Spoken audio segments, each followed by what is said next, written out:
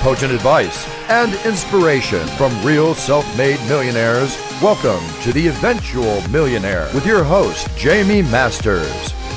Welcome to Eventual Millionaire. I'm Jaime Masters, and today on the show, I've been waiting for these guys. I moved to Austin for one reason, just about, for Acton Academy, which Laura and Jeff Sandefer actually created. So thank you so much for coming on the show today. Thank you for having us. We're so excited to be with you. Absolutely. I think my audience has heard me talk about Acton Academy. I don't know how many times, so it's wonderful to actually see your faces. And you have a new book that came out. Can you just tell us a little bit about the book? Sure. Here it is. It's called Courage to Grow, How Acton Academy Turns Learning Upside Down. And it's been almost 10 years since we started Acton Academy, and we got to the point where we thought we need to write this story down to give parents like us who feel like they need some inspiration around children and learning and entrepreneurship to hear our personal story. So it's not a how-to book. It's not how to start a school. It's really how to live life with purpose as a family and to unleash your child's potential and even deliver entrepreneurial skills at home. That was the thing that was so amazing to me when I heard about the school when I was in the middle of nowhere in Maine, right? And I was going to hire a tutor and try and teach the entrepreneurial side of things because school did not do that at all. And what was tough is I couldn't find what to do. And so when I found you guys, it was like, no homework, you have guides, you went through all this stuff. I said something to my kids and they're like, I want to go there, right? Because they get super excited about loving learning again too, because school kind of doesn't make that as easy as it should be. So can you tell us a little bit about the philosophy of the school? Sure. I'll turn it to Jeff for that. Well, our mission and our core belief is that every person who enters our door deserves to find a calling that will change the world. So that's what entrepreneurs do, right? We find what we have gifts to do, what we enjoy doing, serving a deep burning need in the world, and we go out and do it. So the school is not all about entrepreneurship, but it is all about callings. And that's our mission. And I think our biggest discovery has been when you ignite young people with that mission, it's extraordinary what they can do. Children can do far more than you can possibly imagine. And so even in our elementary studios and our middle school studios, the young people run everything. And when you put them in charge with guardrails, right? it's not Lord of the Flies. They have kind of rules of the game. But then when you turn learning over to them, they love to learn. And I think one of my biggest kind of surprises has been teaching and learning are not the same thing. You can learn a lot without having a teacher. Nothing wrong with having a teacher, but they're not. I can teach you a lot and you don't learn anything. So I think our biggest surprise is young people can do far more than you can ever imagine.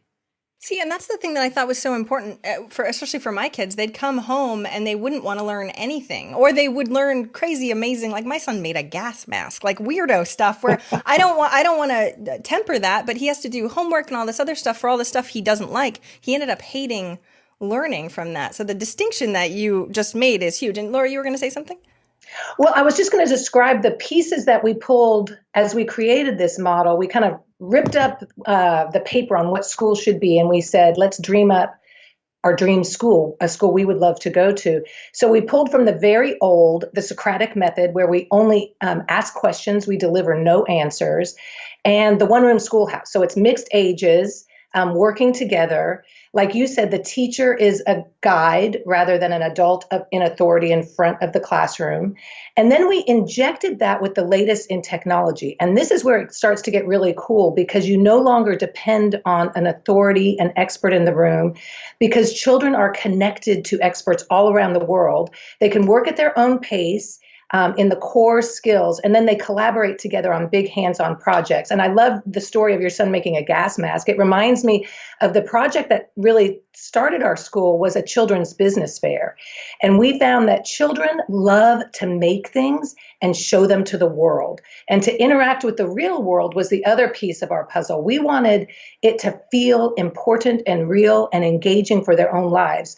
So the children's business fair now is spreading all around the country. How many were launched this year? Well, I think we're looking at having 250 this year. So 250 around the country, around the world, where young people can come in for a day, have their business, sell something made with their own hands safely to someone, and most importantly for us entrepreneurs, have some cash left over at the end.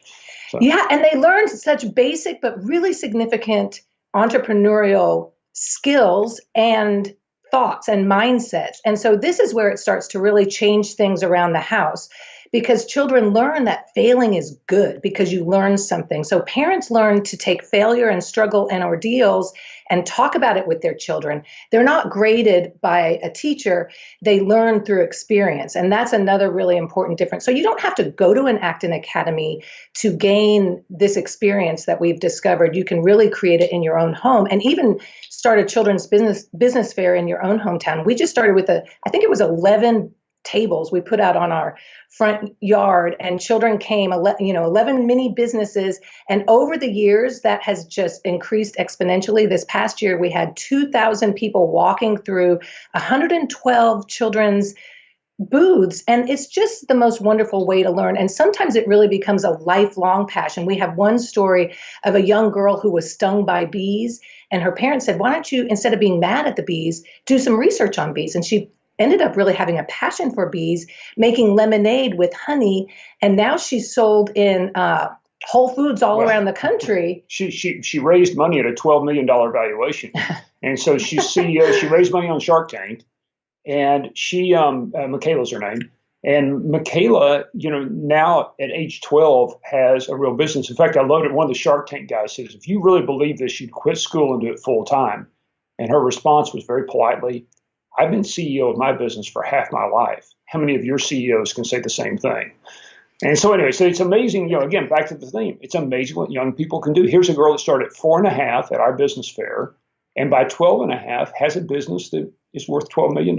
Yeah, and it's called Me and the Bees.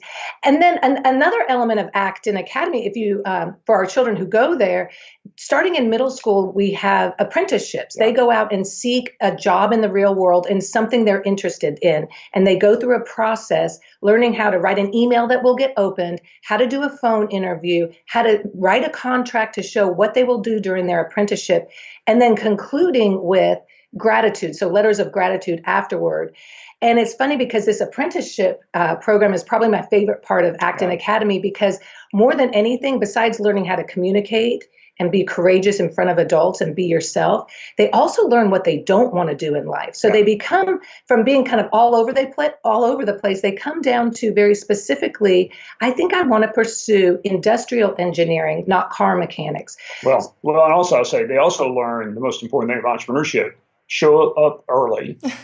Do what you say you're going to do, work late, and deliver. I mean, so, if you just do that, you're in the top 1%. You just show up and do what you're supposed to do. Well, it's so insane. When I work with clients, I remember going to Acton and learning about the way that you guys teach. And I was like, this is what I'm teaching six-figure, but the exact same thing. And all the people that are listening right now are probably like, I wish I learned it when I was 12, because you don't understand. I was a medical illustration major before I switched to computers, and now I'm a business gal. So you don't know what you don't know. And if you don't have that testing, and when you're a kid, that's the point. You're supposed to be testing. And I don't feel like we, especially school, does anything having to do with that. How do they decide, especially for the apprenticeship, what to do? Because I'm sure there's people that have kids that are about that age, like 13, 14, going like, what are they going to do with their lives? Yeah. How do you figure that out?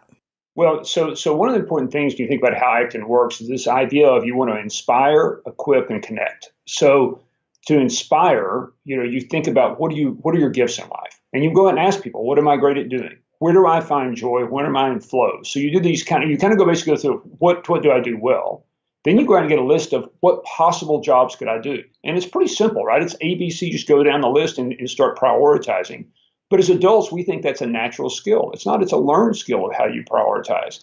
So there's a whole system and way they go through from start to finishing writing the gratitude letter. There's a process. And that's what I mean by equip. You inspire, you give a goal at the end, and then you say, okay, here's 3 different recipes or algorithms or processes. Now I can turn you loose, and you can choose your own recipe, but there's a set of ways you do something, whether it's raising money or launching a business or creating a production system, and we give them those algorithms or those processes and let them choose. So how do you keep their, go ahead. No, go ahead, sure. No, how do you keep their attention? Because I know even for my daughter, they've been business kids since they were little, right? Which I adore.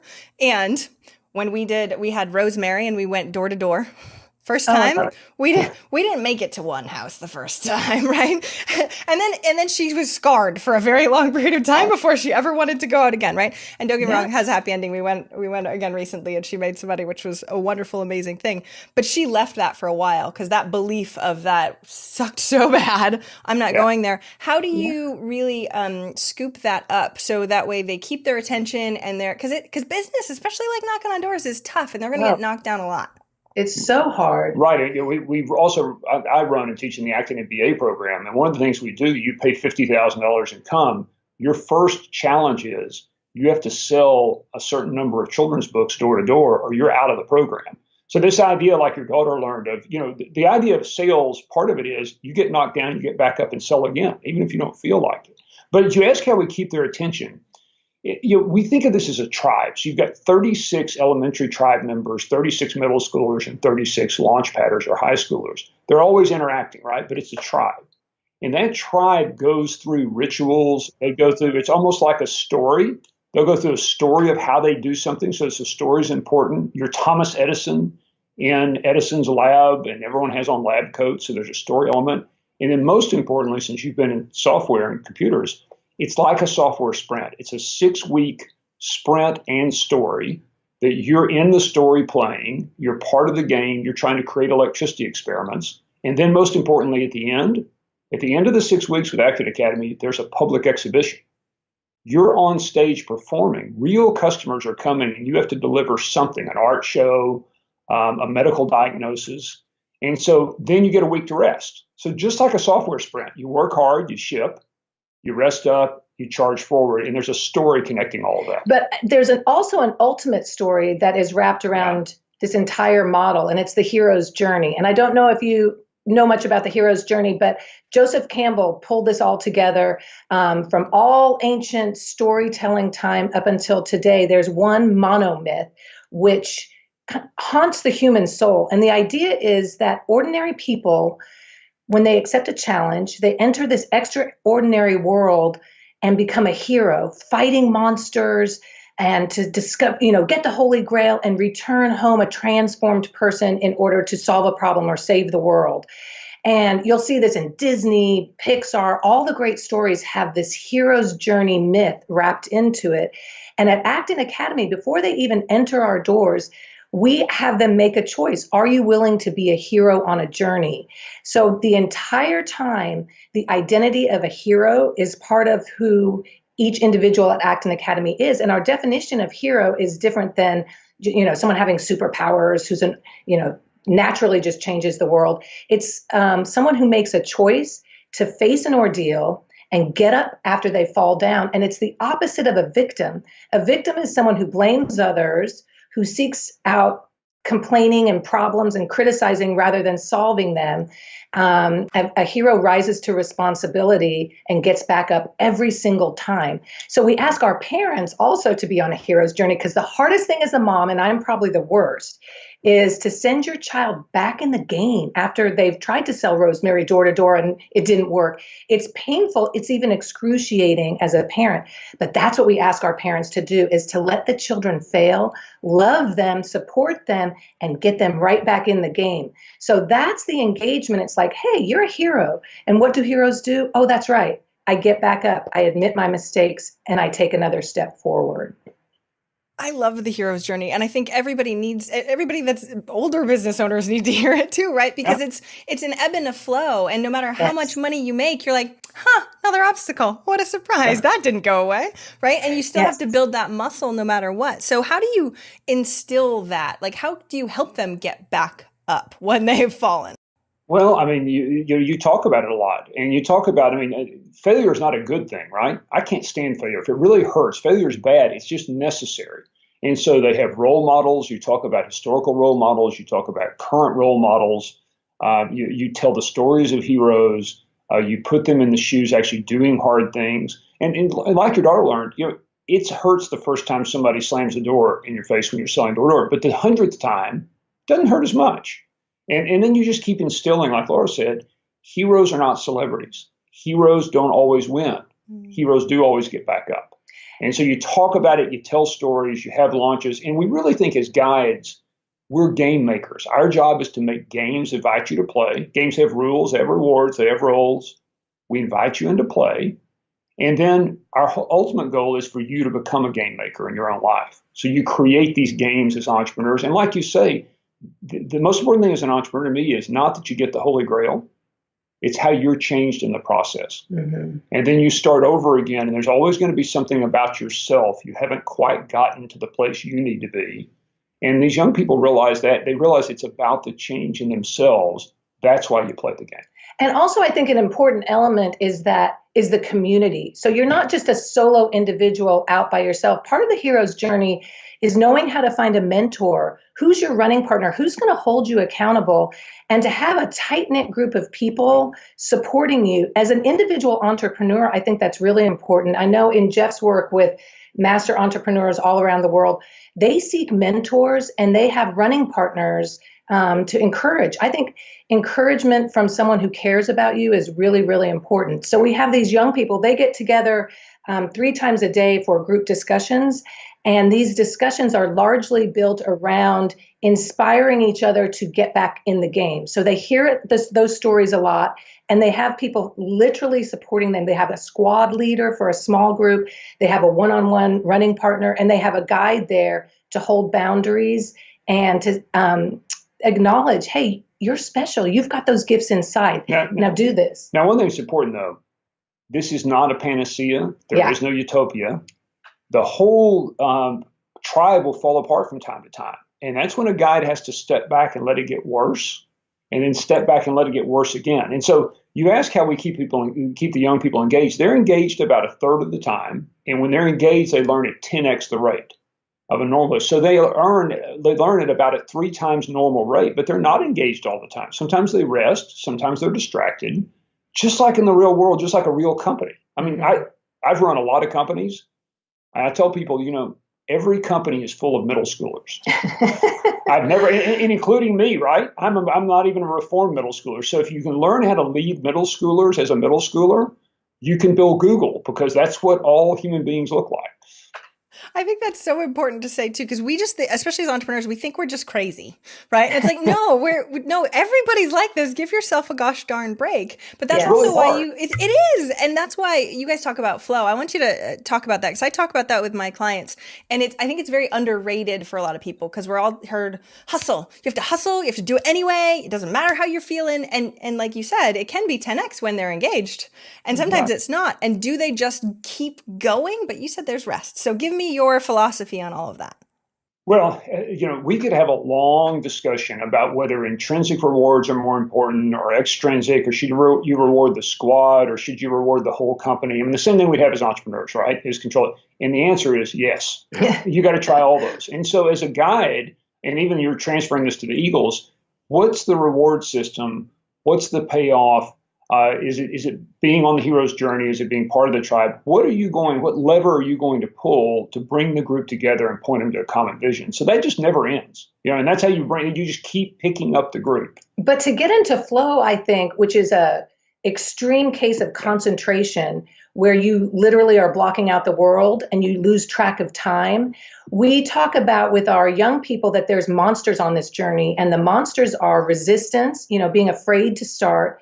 Distraction, which is huge when you're in a room where there's no walls, is just a bunch of people working. Well, and at home, no video games. And at home, video games. There's so many distractions.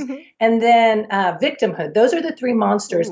So from age 6 is when they start learning how to capture distraction, push through resistance, and get out of victimhood. And when you can start blocking out distractions, man, that opens you up to the ability for flow. Once you've tasted flow, you want it again. It's like this, just an awesome feeling when we have kids walking around with books that they literally bump into walls because they're so lost in their book. I mean, what an awesome experience. The other thing is we give them big blocks of time. And I think blocks of time are really important when you're thinking of working hard and learning. We don't ring bells and say, math's over.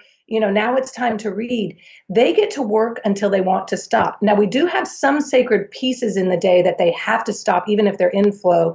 And one of them, oddly enough, is studio maintenance, which is when they have to clean up together. They're responsible for their own space. They literally clean the toilets at Acton Academy. And the idea is, yes, we can get into flow, but at the same time, we're here to take care of this sacred space together. And there is a time to do that. So it's a combination of being solo, being bound by community, and learning how to battle those monsters. If you can battle distraction, you're kind of golden. Yeah, and everybody listening is going, yeah, still haven't figured that one out yet, right? Yeah. Where we live in a world of constant distraction. And I remember my mentor always used to say, opportunity or distraction?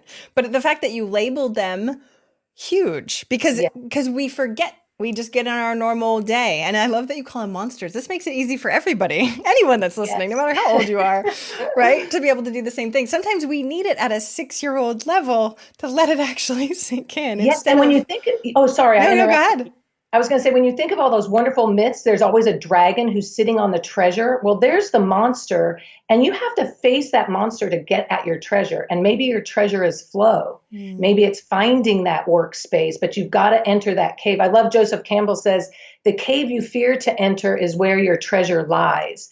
And I think we have to remember that as parents, especially, but as entrepreneurs for sure, and young people. Learning is hard, and there's frightening moments when you feel like you just can't do this. Well, especially in expanding your comfort zone, right? You're like, oh, I know the treasure's there, but that monster is really scary. So I'm going to stay on the outside edges and never actually do the things that I know will actually create the fruits of my labor. And that's what's interesting as an entrepreneur. They're like, they feel like it's all over the place. But I love putting it as a monster, because if it's outside of yourself, it's not you. What a lot of people that I work with have a tendency to do is spin in their own head, and they just think it's them.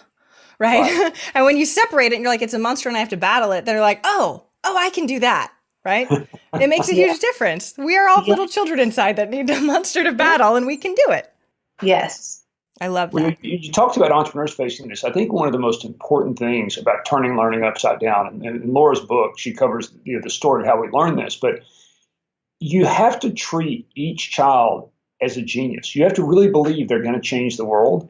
And you can't, you have to treat them as if they were a trusted colleague at Google, or if they were, your partner in an entrepreneurial venture. When you treat them that way with respect, it's amazing what it unleashes in them. And so we really try to wipe away the idea, we can call our own children a kid, but you wouldn't call a colleague at Google a kid, right? You get in trouble for that.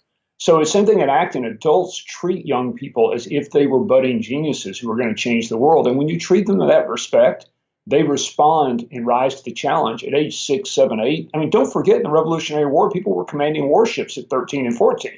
We made adolescence this kind of comfortable thing, and then you end up being a 6-year-old at age 30 living on your parents' couch because you got out of college and you didn't learn anything. We're trying to keep people from becoming 30-year-olds living on their parents' couch, because it's a waste of human potential. Yeah, my best friend, whose son goes to Acton Academy also, is Russian. And she was like, we were on our own. And I'm like, we are very sheltering as far as parents go. And we think it's this huge deal. Whereas if you let them expand to what you think they're capable of, they will, instead of holding that ceiling, and then they won't grow. And they don't think that they're capable of growing. And that's the worst thing that can ever happen. Yes. It's amazing when you set children free, if the adults could just get out of the way, which is the hard part. But what amazing things they can do. We've been just blown away by what these young people can do. I mean, we had a young man who went from pre-algebra all the way through calculus in 11 months, and then designed the newest calculus course on Acton Academy at age 12. And so, and he's actually good at math, but he's actually not a math genius. He works 6 or 7 hours a day for a year. If you do that, you too can go from pre-algebra to calculus. So it's incredible when you unleash them, that you see the apprenticeships they can get and the skills they can learn. And then you start learning to get flow more and more often, because you've got a talent or a skill that you're good at. So anyway, it's a lot of fun. But again, it's not utopia. It falls apart. It's got to put itself back together. That's what makes it anti-fragile. And that's what entrepreneurs are. We break, but we come back stronger. Nobody highlights that part, though. Usually that's when the entrepreneur's curled up in a corner going, I don't want to talk to anyone, right? And that's a skill set that we can learn, but we don't. My parents were not entrepreneurs. I did not learn from this. And from interviewing tons of millionaires that have made all their money in business, it's insane to see the younger ones. And I go, were your parents entrepreneurs? And they were. I was like, oh, see, they taught them all this stuff younger, which makes them fail faster and know that that's not a big deal. And they actually succeed faster based on 500 plus interviews, which is insane, which is why I care so much about my children, right? Start them young. Okay. Yes. That's fascinating. Yeah, I can't wait to have another conversation sometime with you. I'd love to hear your top 10 lessons learned. So many. That's for another podcast. Well, and that's one of the reasons why I started doing this, because I wanted to know what people in the workplace, not just writing books, but in it, were doing, because I feel like people don't highlight some of the crappy stuff. We're like, oh, Facebook, we're amazing, all is well in the world. And then, like you said, it's not utopian. And why are we as entrepreneurs pretending that it is? We should actually be coming together over the stuff that sucks too, because we can help each other out instead of pretending that we're awesome and have everything together, right? That's so true. Everybody needs to learn from children and how it works on that way. Yes. Well, and it's interesting. It's a mindset shift that I'm so thrilled is happening, not just in Acton Academy, but I think in general in parent groups. The whole growth mindset versus fixed mindset thinking really makes a difference, where you don't believe that you're just not good at something. You have to work hard to be good at something, but you can learn anything and you can do anything. But with that mindset, that's what we use, only growth mindset language with Acton Academy. They begin to see obstacles as opportunities. And that's such a magical place to be. Instead of just freaking out when things get bad, it's like, I need to pause, think about this, but this isn't the end of the world. Well, how can this be an opportunity? Well, and I think one of the important things about this whole growth mindset is as parents, my father always told me, hey, you made a 97, next time 100. Well, he meant that well, but it was then setting me up to be a perfectionist, right? Yep, me too. And that's dangerous. So growth mindset is, hey, I see you worked hard. You praise the process, again, back to equipping. You praise the process itself and the character, not the outcome. Because if you're not careful, it becomes all about outcome, and you're a successful entrepreneur worth $100 million, and then your life's ruined because it's all about the outcome. It's not about the growth. Okay, yes. And there's never enough money. So, if that's what you're seeking, there will not be a satisfying end point. And your personal story is so wonderful, and your transformation, I think, is really inspiring to other people. And what you're doing now is really, really important for the world. I so appreciate that. Over and over it comes, we call it the millionaire myth. A bunch of my friends do too. And it's like, oh, I go after the money. Yay. All will be well. Oh, crap. Now what? Right. And if we were instilled that stuff where it wasn't just about the outcome when we were kids, it would make all the difference. Now, we can't go back, unfortunately, no time machine, unless one of the kids are going to create one of those things. But because I know we have to start wrapping up in a second. Before I ask the last question, what's something that if they have if they're a parent and have kids at home, what's one or two things that they can actually do with their kids to help them feel a little bit more inspired? Well, a couple of things. One, Patrick Lencioni has a great book called The Frantic Family. Have a family plan. Talk about what your family means, and then have a plan for what matters to the family. So we've seen that around Acton Academies all over the world. We've seen that people will be 2/3 as busy and 3 times as happy because you start prioritizing. So I'd say that a children's business fair, they're great fun. Those are a blast. And then the third one, what would be a third one? Well, what I would say, yes, 3 Questions for a Frantic Family is the book, Patrick Lencioni, that he was talking about. But bring back family dinners, even if it's twice a week, but that you're sitting around a table and get a question box, those little, and start using questions just to get to know your children. I know that sounds really basic, and we think as parents we know our children better than anybody else. But what's been so fabulous for me is to be curious about my own children and to ask them questions, not with me having a hidden agenda that I'm going to teach them something, but because I'm craving to know what they're thinking about something. So a couple times a week, we'd throw that question box at the dinner table, and maybe you don't have to cook a fancy meal, just grab burgers in a bag, whatever, but sit together and talk as a family. And that can really inspire some new thinking as a parent. But as long as you come to it with that curious mind to get to know your children. And soon when a child understands that they're being respected and trusted and listened to, they come out of themselves and home life becomes so much fun, so much more fun. It's crazy and busy, but it's really fun. Well, I'd add one more thing. I mean, don't discount that you couldn't start an Acton Academy. I mean, we started with 7 young people in a house. We had no idea where it would lead. Could never imagine we'd have a middle school or a high school. But I also couldn't imagine, we'd have friends. We had a friend in Guatemala that wanted one for his. So we sent him a bunch of PDFs and emails, and he started an Acton Academy. Well, what's so insane, I was about to say Guatemala because I met that guy at a conference because he used to listen to my show. And he was like, I started Acton Academy in Guatemala. And I was like, what? And you just brought him up. That's hilarious. Juan Bonifaci. And he's an amazing entrepreneur. But so suddenly we had another Acton. Then we had a second one with a family that moved out to California. And we said, gosh, maybe we should have 10 of these. So like all entrepreneurs, we'll learn from each other. Well, now we have 90 Acton Academies around the world in 20 countries. So, maybe one of your listeners is in Maine. I mean, we're about to have one in Connecticut and New Hampshire, but maybe we have to provide a kit and to help someone grow one.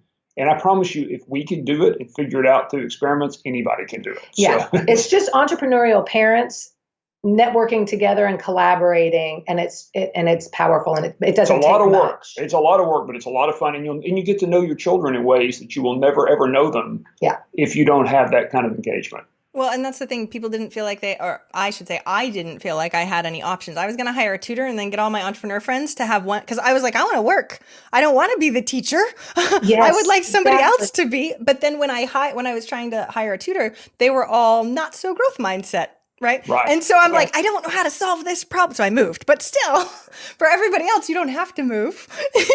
You can bring it to you. And I've chatted with entrepreneur friends that been super excited about bringing it, or at least inspiring someone in your circle to start an Acton. Because, we have influence. There's always seasons in life, right? I mean, after you had a big sale, maybe it's time to start one and work on it for a year. Maybe you're between opportunities and you want to do it. So as entrepreneurs, one of the great things we have is often our time belongs to ourselves. Not in the middle of a deal, not in the middle of 90 hours a week of a startup, but you sell it, you continue to start over, and that's your new hero's journey. Oh, I love this. I know we have to start wrapping up, and I'm going to ask the question to each of you, so whoever wants to go first. But what's one action listeners can take this week to help move them forward towards their goal of $1 million? What I have seen be so powerful for individuals, whether they're 6-year-olds or 60-year-olds, is to think of one person who has impacted your life and thank them. Write them a letter, email them, and ask if you can get together. That's the beginning of being transformed, because you're meeting people who are doing things that impact your life, and that gratitude really does transform and set you off on your own journey. And they'll give you advice that's awesome. Yeah, I love the gratitude letters. Particularly, you don't tell them the letter's coming. You just email them and ask for a meeting, and then you read them a letter in person about how they've changed your life. Incredibly powerful. Mine's a little more, I wouldn't say practical, but mercenary in a way. So, we always believe the customer's always right as an entrepreneur. And I think that's true. And we treat our families, they are our customers. We do net promoter scores and customer satisfaction surveys every week, everywhere in the Acton network. Those are all open to the public. So we trust that our parents and families are our customers. Here's the thing entrepreneurs often forget, though. You get to choose the customer. So you define the kind of people you want to serve and how you can serve them best. And if the person is not right, Acton Academy is not right for everybody. That's okay. There could be 50 flavors of schools. So I think as entrepreneurs, we need to remember the customer's always right, but it's our gifts that we're serving with. We get to choose who to serve. If you do those two well, you'll tend to build a really incredible business. I want a times 10 on both of those things that you guys just said. The gratitude letter got me my first mentor, by the way. So yes, when I was 24. And the ideal customer piece, we think we have to slog through with crappy people. I can only imagine you guys dealing with parents that weren't happy. Like that sounds... It's really miserable. Yeah, well, young people are easy, parents are hard. Right? Including us. I know, at least I'll raise my hand on that one too. You guys are amazing. Thank you so much for coming out. Where can they get the book? Because I'm sure now they want more information, and I know we already recommended one book, but your book is really important too. Where do they get that? It's really easy. Just go to actonacademy.org and there's a button they can click that goes straight to Amazon. And thank you for what you're doing. You're very inspiring. Yeah. You guys are amazing. Thank you so much and have an amazing day. You too. Thank you so much for listening. I hope you enjoyed that interview. And if you want to check out more amazing resources, I'm only curating the best of the best. Go check out eventualmillionaire.com. You can take the Eventual Millionaire quiz, figure out where you are in business and what you need right now. Plus, you can look at curated resources specifically for you on the new Start Here page. I'm so excited. Please join us. Please let me know if you need anything at all. I'm here for you. And have a fantastic day. Bye.